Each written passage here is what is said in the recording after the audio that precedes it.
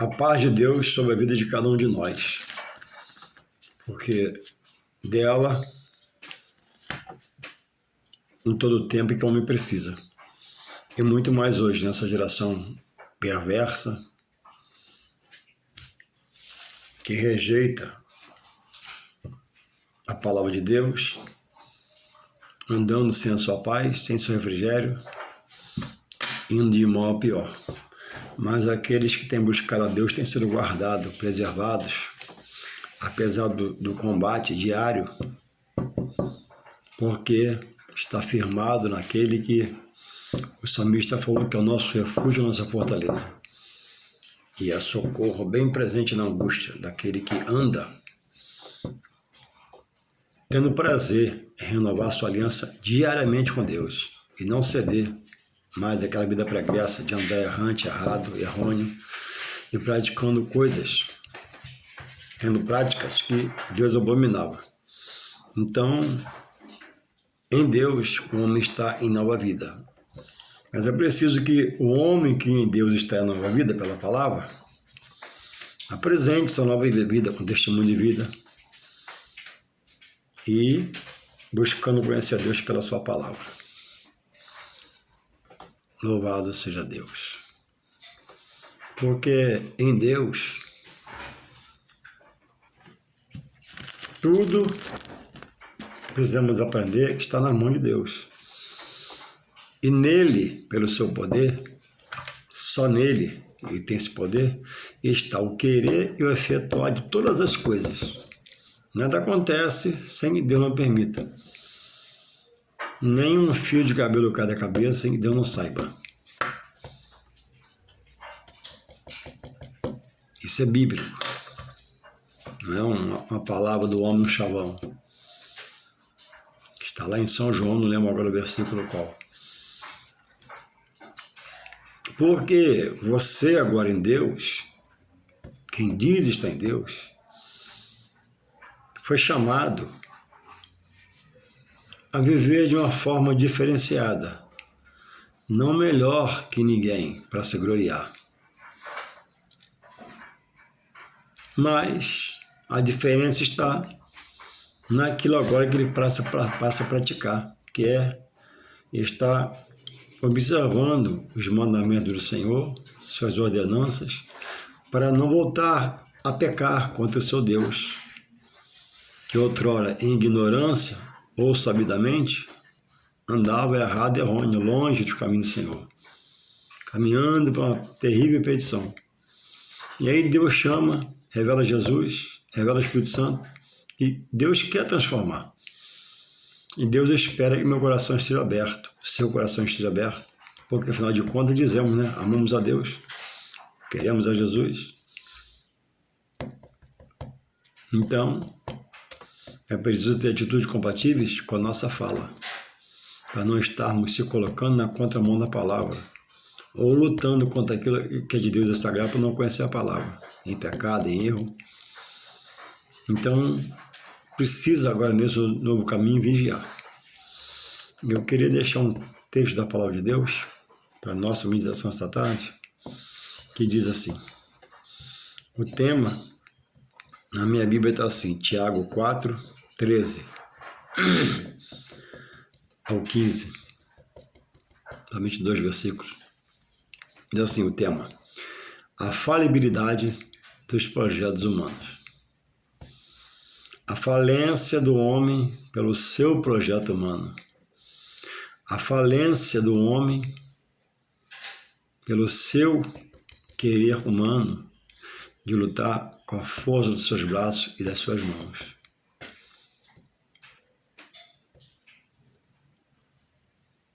A falência da visão humana sobre um projeto, um propósito. No homem, nele em si, baseado em si mesmo,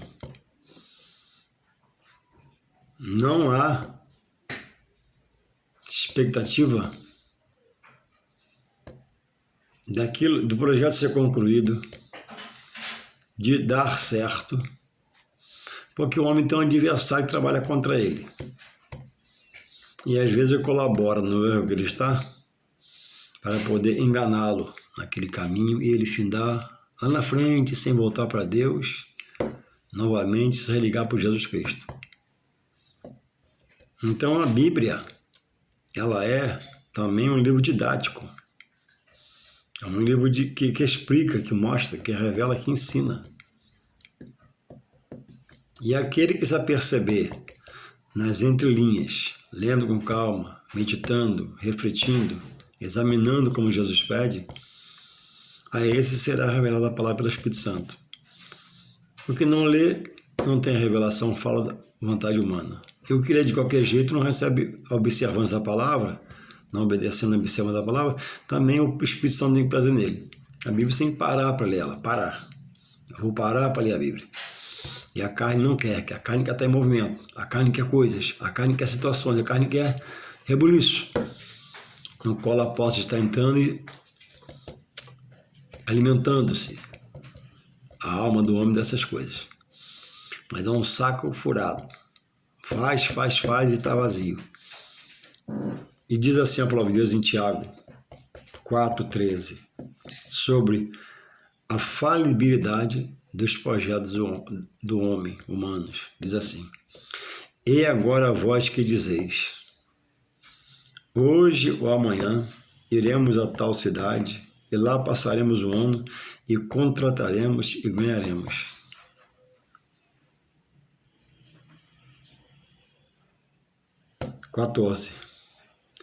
Digo-vos que não sabeis o que acontecerá amanhã, porque o que é a vossa vida?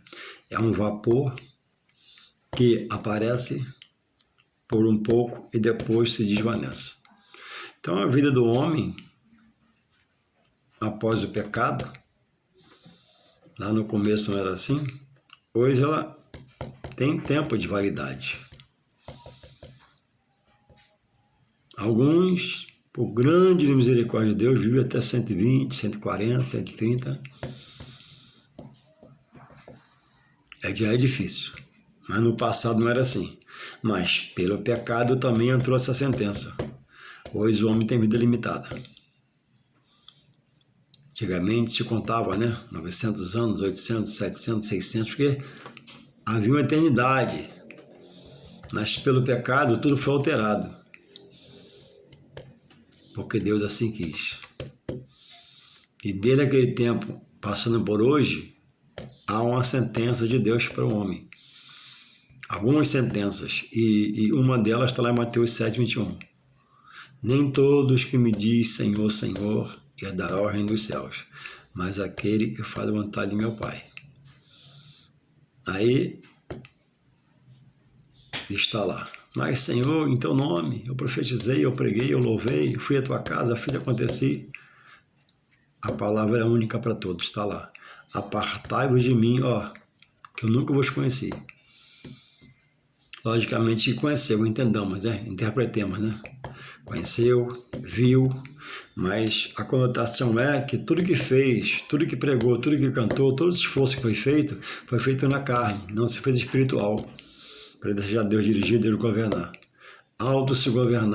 Se governava, era autossuficiente em si mesmo em tudo, pensava o homem, e não era, e vai receber o nome de Deus. Então cuidado, é preciso estar se voltando a Deus, que é o dono da obra, em humildade, sinceridade, pedindo perdão quando precisar, e ser aguerrido na sua luta, na sua busca. Louvado seja o Senhor. Hoje, por exemplo, é quinta-feira.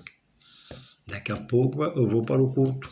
Está aquele dia chuvoso, chove, para, aquele dia que você não quer sair de casa. Aquela garoa. E daqui a pouco eu vou sair para me dirigir para a igreja.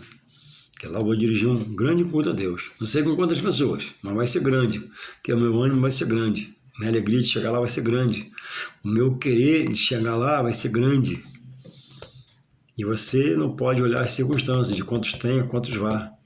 É isso. Porque se você olhar o que você vê, você perece. O desânimo abate, o inimigo te abate pelo desânimo. Mas eu olho pelo que eu não vejo que Deus pode fazer amanhã. Então a vitória de amanhã não é uma via de regra, mas quase sempre é certeza. A vitória minha de amanhã, o hino de vitória eu vou cantar amanhã, O cântico de vitória quanto amanhã depende do meu hoje. Se não houver vida hoje em Cristo, amanhã eu estarei desfalecido em Cristo. Se não houver bom ânimo hoje em Cristo, amanhã eu estarei talvez fora de Cristo. Então, com uma pessoa, eu vou louvar como se fosse para 100. Com uma pessoa, se tiver, eu vou orar como se fosse para 100 pessoas. E assim vai. Esse interesse, essa dedicação, essa entrega, essa sabedoria do homem, esse saber do homem, melhor dizendo, sobre as coisas de Deus, é que Deus quer que ele entenda. Porque ontem, eu e você, hoje servo do Senhor, não tinha limites para pecar. Lembra da sua caminhada? Eu lembro da minha. Chuva, que chuva. Sol forte, que sol forte. Ia, te arrumava, ia animado, e pecava, se esbaldava, e errava. E graças a Deus que não morremos naquela condição. Deus guardou, teve misericórdia que estamos vivos. Então agora, sejamos gratos, com atitudes, não só por palavra. Sejamos gratos por atos, não só de falar. Esse equilíbrio que Deus quer te trazer. Então diz o texto aqui, vós que dizeis, hoje ou amanhã iremos a tal lugar, contrataremos, ganharemos, passaremos um ano. Está dizendo o que vai fazer? Está dizendo o tempo? O que ele diz que vai fazer no texto? A pessoa? Não há garantia. A vida não pertence ao homem. A vida de Deus, o tempo de Deus, tudo está na mão de Deus. Ele diz o tempo, um ano. Que garantia tem eu daqui a um ano? A não ser firmado em Deus, no propósito. No meu propósito. Então, a palavra é trazida para que haja um entendimento que nós, servos do Senhor, não podemos, ter uma vida solta em nós mesmos. Porque em outrora eu tentei administrar. Em outrora você tentou governar-se. Mas deu tudo errado. Ou, ainda que aparentemente esteja dando certo, não há garantia. Porque a vida que você tem, que eu tenho, não me pertence, pertence a Deus. Toda a vida de quem Deus deu o Espírito para viver, pertence a Deus. Do fiel, do infiel. A vida não pertence ao homem. A vida é uma dádiva de Deus por um tempo.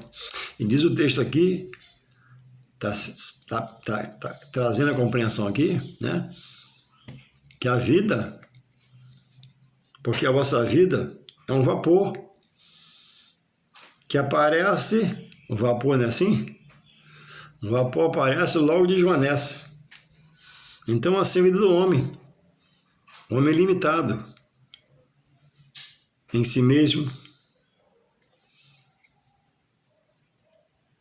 E não há garantia na palavra do homem, sem que a palavra de Deus dê a ele cobertura, veracidade. Está escrito, Deus falou, Jesus confirma, Jesus ratifica. Nessa garantia. Porque temos as promessas que nos cobrem, ditas por Deus. E Deus diz e faz, promete e cumpre. Não é homem para que minta, nem filho do homem para que se arrependa. Diria e não faria de jeito nenhum. Prometeria e não concretizaria de jeito nenhum. Deus é justo e fiel. Então, o apóstolo Paulo, muitas vezes, escrevendo às igrejas, as quais ele não podia estar lá, mas tinha um obreiro, igrejas que ele abriu, guiado por Deus, a direção do Espírito Santo, que muitos combatem hoje, não há templo, não precisa ir no templo, adoração quer que é lugar, não.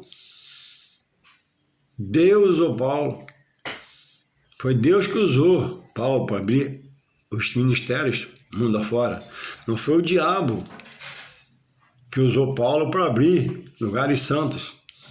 O diabo, ele é imundo, ele é sujo. Só Deus é santo.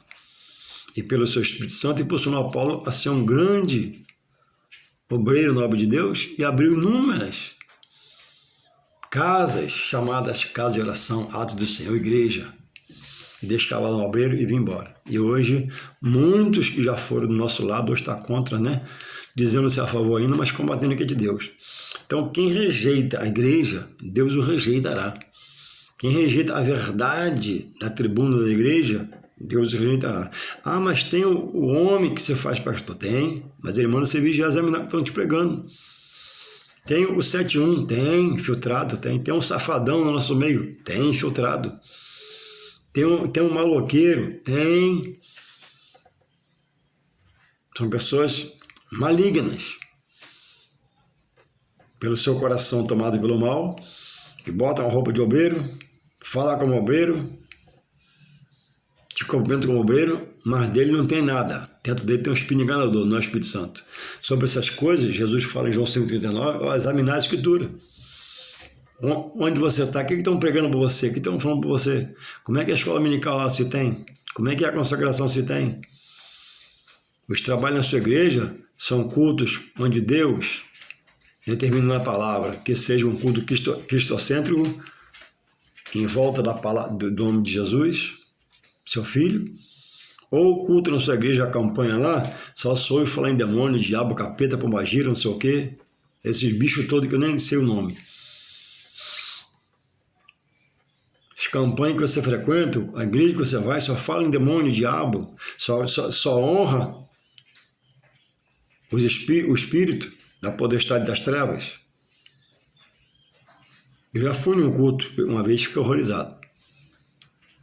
Na minha pouca experiência, sentei lá, queria falar com o pastor, esperei o culto acabar. E enquanto o culto não acabava, eu frequentei o culto. E vi tudo quanto é nome de bicho ruim. E tinha muita gente. Um ambiente propício para pregar a palavra de Deus, libertação e salvação. Mas eu não vi Jesus no culto, entende? Jesus estava fora daquele culto. Só tinha ali honra ao nome dos espíritos malignos. E eu falei assim, Jesus não vai vir no culto não, não vai entrar não. Cuida de demônios, cuidado de onde você vai, cuidado de onde você se frequenta. Fala-se mais no bicho das trevas do que no reino da luz e da justiça que é de Jesus, estabelecido por Deus. Jesus que é o caminho da verdade, Jesus que é a luz. Não honremos o outro no meio do culto do Senhor. Ao Senhor, toda a honra, toda a glória, todo louvor. Falemos de Deus, de Jesus, da palavra, da verdade, dos dons espirituais, do batismo do Espírito Santo. E no final eu chamei aquele pastor, conversei com ele. Posso falar com você um minutinho? Posso. No final, no outro dia que eu fui lá resolver um negócio com ele. Eu tratei de ir lá e voltei. E pedi 2 minutos, ele sentou comigo. Eu vim aquele dia no culto aqui. Posso falar uma coisa para o senhor humildemente? Eu vim aquele dia no culto aqui, eu não vi o nome de Jesus no culto. Eu vi demônio, diabo, capeta, satanás, pombagira, vi tudo, mas Jesus eu não vi. Ele balançou a cabeça, fez assim. Entende? Cuidado. Tem lugares que os cultos são demônios. Não são cultos feitos de uma forma cristocêntrica, onde Jesus está sendo honrado na frente do trabalho. A casa é de Jesus. O outro não tem vez ali. Se aparecer, é expulso em nome de Jesus pelo poder da palavra. Então, não adianta você, em Deus, agora criar os seus projetos pela sua visão, pelo seu querer, que mais à frente você vai entender que você está perdendo tempo. Você tem agora que estar se voltando a Deus, o dono da obra, para ele dirigir, governar. O apóstolo Paulo, inúmeras vezes, escrevendo as igrejas de Hebreu, ele se coloca como escravo, preso do Senhor. Uma hora preso por estar pregando a palavra e sendo contra ele manifestada a ira do mal, e foi levado algumas vezes a magistrados e ficou preso por um momento. Mas foi tudo para a glória de Deus, Deus era com ele. Outras vezes, ele se fazia não preso na prisão do homem pelos magistrados, mas ele se dizia escravo do Senhor. Ele atingiu um prazer atingiu um estágio de entendimento que ele se dizia, eu escravo do Senhor, mas sendo livre, escravo em Jesus Cristo, ele é livre. Porque o jugo que prendia o homem na treva foi tirado e entrou de Jesus, que é suave e leve. Então, cuidado com a sua vida espiritual. Esteja se voltando para Deus. Esteja se ajoelhando diante de Deus, pedindo direção e entendimento. A nossa vida em Cristo, se dizemos estar nele, não está solto em mim mesmo. Vou fazer o que eu quero, dizer o que eu quero, ir onde eu quero, sem antes consultar o que é onisciente, que sabe onde eu vou, o que é onipresente, que sabe como está onde eu vou, o que é onipotente, que se permitir vai me livrar aonde eu vá, pelo seu poder, porque eu estou voltando a ele em humildade e pedindo. Nós agora fomos inseridos por Deus, em Jesus Cristo, em um novo caminho. Antes era bebida, antes era o tóxico, antes a prostituição, antes o adultério, antes tudo nos amarrava, jogo, jogatina, coisas da vida. Mas agora em Cristo, em Deus, por Cristo, estamos num novo caminho. Esse caminho é santo, é sagrado, e quem anda nele deve se consagrar a Deus, voltando-se para Deus, pedindo o seu favor, da sua direção. Senhor, me dá a tua dirigibilidade na minha vida. Senhor, me dá a tua governabilidade na minha vida, Senhor Deus. Eu não quero estar preso em minha vida e em mim mesmo, não. Eu preciso estar preso em Ti e fazer como Paulo fez, Pai. Eu quero ser Teu escravo, mas eu sei que sendo Teu escravo eu sou livre. Louvado seja o Senhor. Então, por falta de se colocar, de comparecer, de ter um desejo maior, um coração ardente, manter a chama acesa para o espiritual, o homem tem perdido ocasião, tempo de se melhorar para Deus. O telefone escorregou. Se melhorar para Deus, lamentar as suas misérias espirituais, a falta de dons espirituais, a falta do renovo diário, do querer estar em Deus, se inserir no reino, se jogar para dentro do reino. O homem está em Deus, mas o conhecimento, às vezes, de alguns, sobre o Flamengo que ele torce, é mais profundo do que a palavra. O Fluminense dele está em primeiro lugar, acima de Jesus. Primeiro o Fluminense é o Flamengo, depois está Jesus. Deus me conhece, Deus sabe como eu sou. E tem atrapalhado-se a si mesmo em vossas colocações, em vossos pensamentos, como este aqui, ó. Iremos, contrataremos, ganharemos, passaremos um ano, com que garantia? Não é pecado. Eu não quero entrar nesse radicalismo de dizer que é o pecado ver um jogo de futebol na televisão, não. Mas é pecado de omissão amar mais aquilo que a Deus. Porque Jesus expressa a palavra, né? Amar o Senhor teu Deus de todo o teu coração, toda 100%. Não pode ter mais nada. De toda a tua alma, alimentá-la de Deus e de todo o teu pensamento. E existem pessoas dividindo Deus com o Flamengo, 50%. Ele rejeita. Com o Fluminense. Com programações outras, com uma vida fora dele e nele, cocheando dois pensamentos. Está um tempo chuvoso, como já citei, vou repetindo, e está aí a chuva. E vou repetir o que eu já falei ontem em um vídeo, não para ser repetitivo só, mas poder frisar. Qualquer um de nós qualquer um de nós, homens, que se tiver para receber 5.000 reais de uma pessoa, num lugar até longínquo, se ele tratar 8 horas da noite,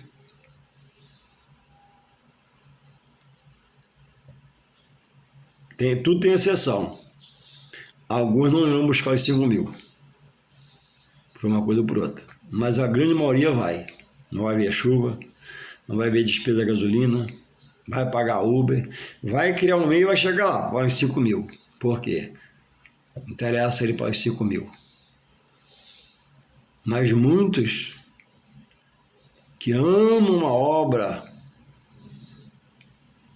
por uma garoa não vão no culto. Esse é o paralelo que eu quero colocar, não para julgar, mas para criar um elo de reflexão entre a palavra, você e o que você está fazendo.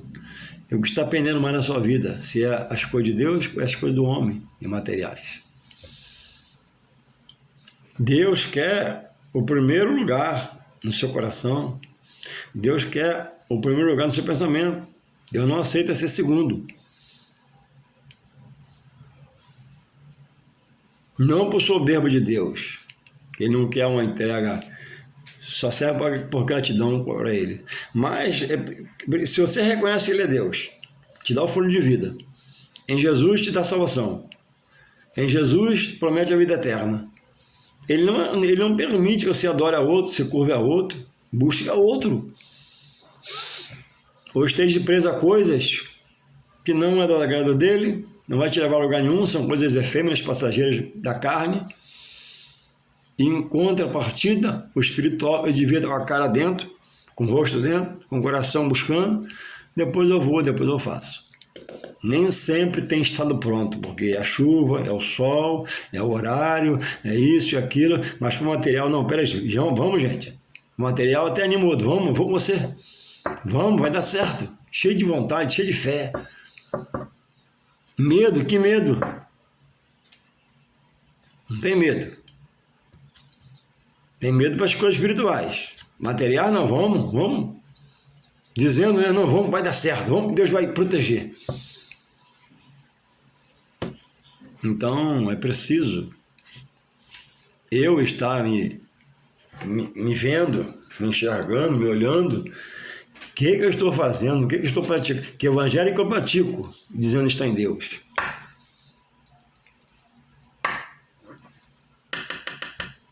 Qual é a qualidade do evangelho que eu pratico, dizendo estar em Deus, de 1 a 10? Meu ânimo, como está? Analisa você aí, está me analisando eu. Meu bom ânimo, como está? Minha alegria de estar no Senhor, como está? Minha disposição de molhar a ponta do sapato, chegar na casa do Senhor, como está? Entender que eu preciso entrar por aquelas portas e promover um culto da minha parte, um culto de alguém que esteja vivo. Porque fomos colocados por Deus em Jesus no novo e vivo caminho. Em Romanos 12, né? Paulo disse que rogava a Deus para que o povo a quem ele administrava entregasse a Deus, né, culto racional. E diz ali um sacrifício vivo. Alguém morto jamais entregará um sacrifício vivo a Deus.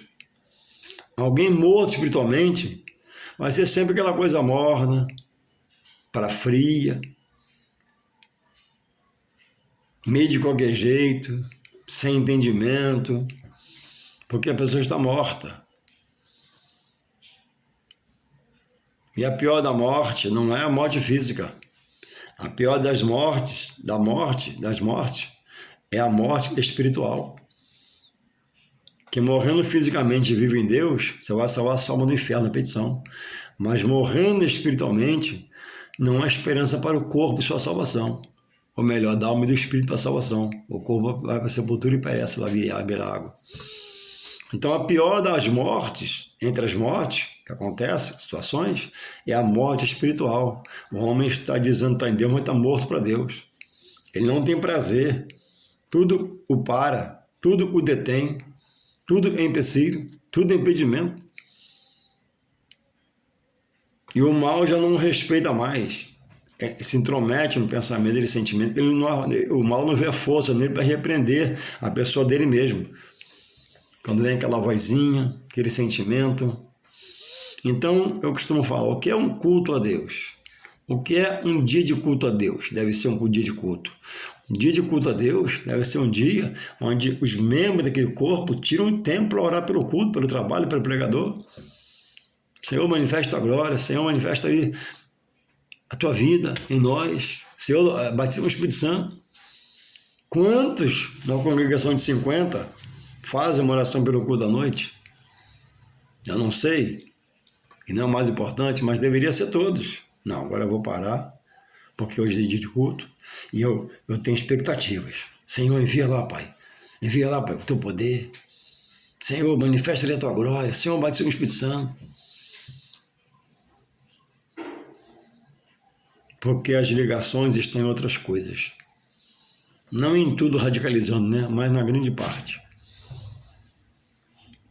E às vezes até temos nos reunidos no santo lugar, mas não há agrado no coração de Deus, porque chega-se em erro constante, nunca cessa, não para. Chega-se de qualquer jeito, de qualquer maneira, sem reverência. Não se sai de casa com vontade.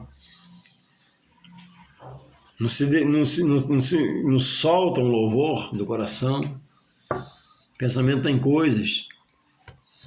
Por não aprender a ser cristão, o pensamento dentro da igreja tem outras coisas, o que fazer amanhã, depois da manhã, uma luta. Porque não há entendimento do que é estar em Deus e entender que Ele é todo-poderoso, majestoso, justo, fiel e misericordioso para atentar para mim. Chega a dizer em Isaías 64, verso 4, que Deus é um Deus, nunca se viu um Deus que trabalha por aquele que nos espera.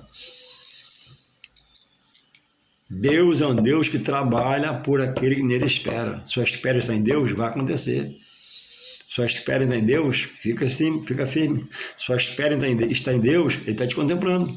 Sua espera está em Deus, Ele vai te responder. Quem espera em Deus, buscando de pé, procurando estar de pé, ainda que cambaleando, errando, mas se esforçando, você tem valor para Deus. O que não pode é olhar para trás. Diz que aquele que olhar para trás, Deus não tem prazer nele. Então você precisa aprender a ser valente no Senhor. Ser valente não é pelo gritar, pelo pular na igreja, pelo falar alto. Ser valente é uma coisa penetrada no seu interior. Não, vou servir a Deus. Eu não saio de Deus. Eu me faço escravo, como Paulo, faço escravo de Deus, sendo livre. Como Paulo, eu dou tudo como perca por Deus. Como Paulo, vou fazer as coisas para trás ficar e viver o novo de Deus. Porque a Bíblia diz que eu estou, em Hebreus 12, em Hebreus 10 em diante, eu estou no novo caminho. Então preciso buscar o novo desse caminho e viver a vida desse novo caminho.